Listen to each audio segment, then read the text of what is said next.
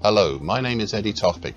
I'm Head of Technical Analysis and Senior Markets Analyst at ADM Investor Services International Limited.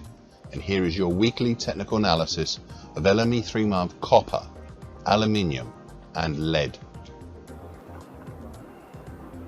LME 3-month copper.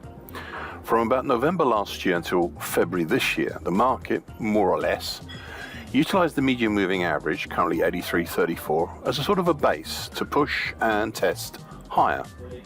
However, the top side had been capped, or has been capped, sort of, by three separate, though not necessarily unrelated, resistances. The first was and is the April 2012 high 86.65. This had been breached in late December 2023, but we only had the single close over it. The second resistance was and is the extension to the upper trend line of the June to August 2023 ascending triangle, currently at 87.52.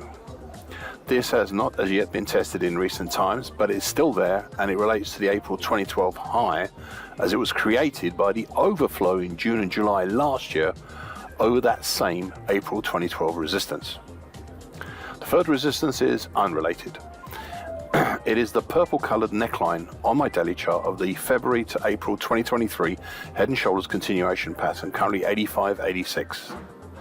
This was likewise penetrated in late December, same as the April 2012 high, but again only had the single close above it, and more recently, due to its declining angle, has helped cap the market in late January with only a single close over it, and again last week with once again only a single close over it.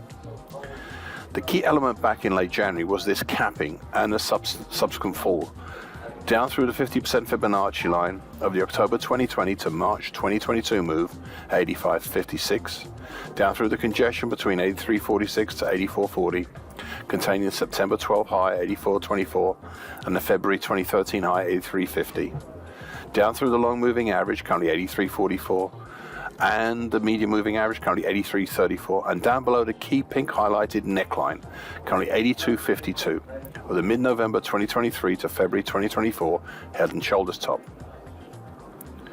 Last time I spoke about two possible pathways here, a possible head and shoulders topping pattern and a bullish halfway hesitation.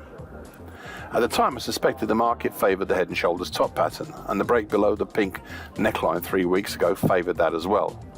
However, that break was a forced break lower, or at the very least a delayed break lower.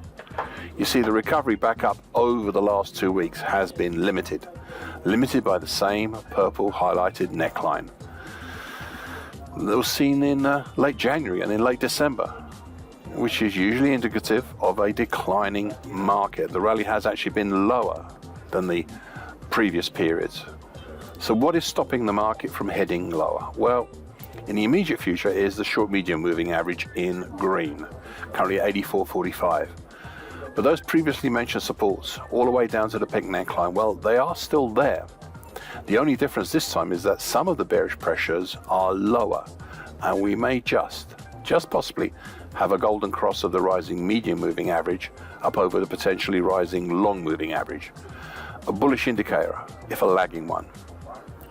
To break out of this possible soon-to-happen bearish action, the market really does need to try higher, and soon. Otherwise, at the least, we will see another attempt lower, and maybe this time the head and shoulders pattern really will be a topping action.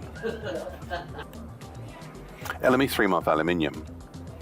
There was and is a lot going on here, and I sometimes think I may have made it even more complicated. To start with, we have the gapping move higher in December last year that led to the monthly key reversal up with a bullish halfway hesitation in the middle of the rise, and a horn top at the end of it. Then there was the subsequent drop, which was halted at the October 2022 base support down at 2156.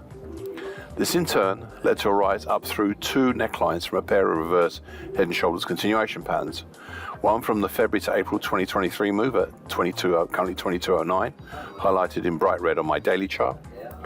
And one from the June to July 2023 move, currently at 2255, and it's highlighted in bright green on my daily chart.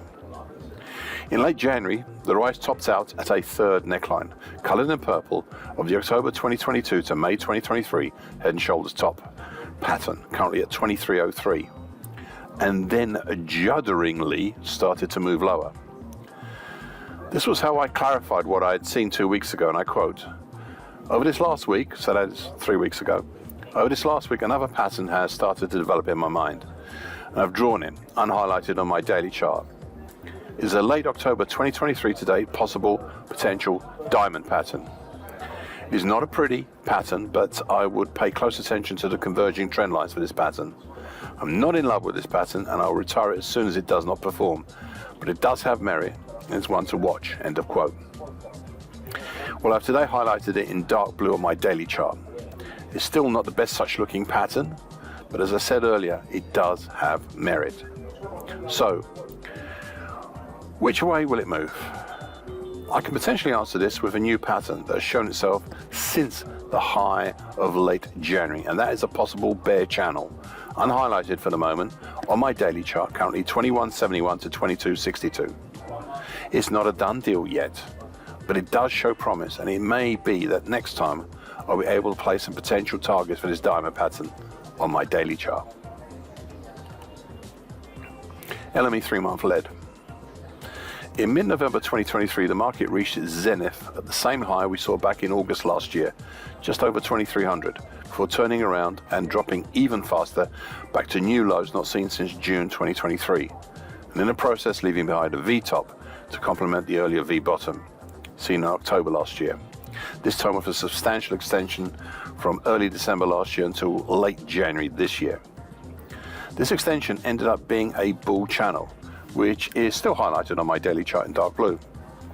I said back some 10 weeks ago, and I quote, "We have some mild congestion from October," that is October 2023, "we have some mild congestion from October in the 2090 area. But we really don't have that much resistance above until we start approaching the moving averages. Obviously the flatlining long moving average first, which is currently 2121, as well as the interesting 50% Fibonacci of the March 2020 to March 2022 move at 2135. And that's the end of the quote.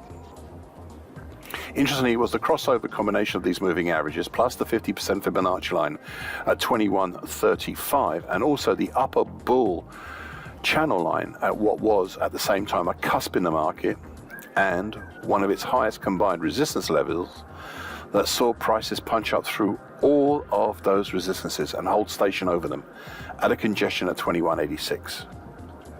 The next resistance above that, and another possible holding level, was the lower trendline extension, currently 2201, to the May to June descending triangle pattern. This trendline extension helped cap the market, this time with assistance from the congestion at 2186, much as it did in June last year, as well as July and part of November. However, I said of this rally 4 weeks ago, and I quote, "I even have a sneaking suspicion that prices may turn around and move back down into the broken bull channel. We'll have to wait and see," end of quote. Well, we have seen, and prices did indeed drop back down into the bull channel, punching down through all the moving averages, but then carried on all the way down to the congestion. Not spectacular congestion, but enough to hold prices in a pipe bottom 2 weeks ago.